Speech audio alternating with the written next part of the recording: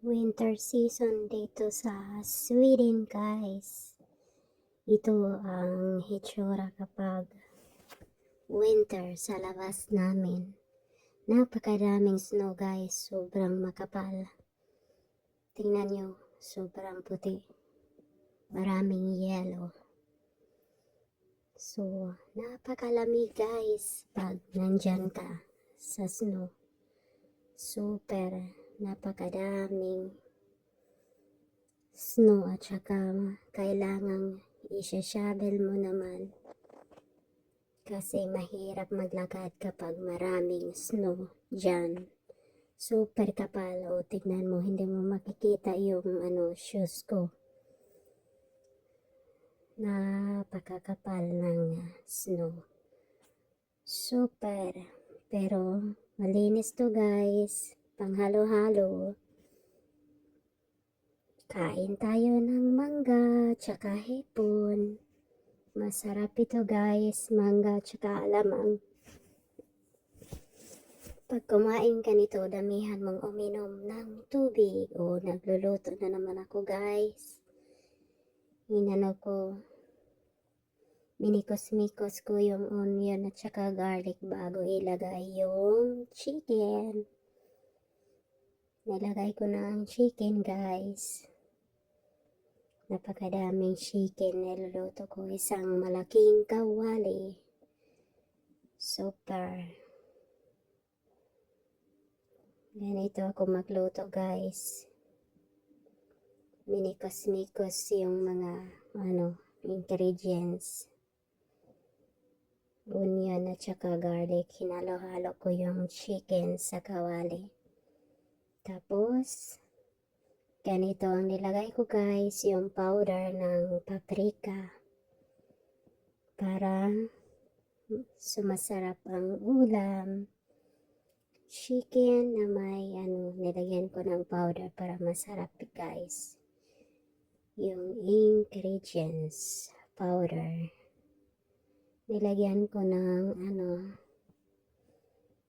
paprika sa English is bell pepper at saka may green chili nilagay ako, guys, para sumasarap ang ulam. May own recipe ito, guys, sa pagluluto ng ulam. In fairness, masarap siya. O nilalagay ko na naman. So, napakadami, guys. Punong-puno ang kawali. Super. Ganito ako kapag magluto. Dami-dami.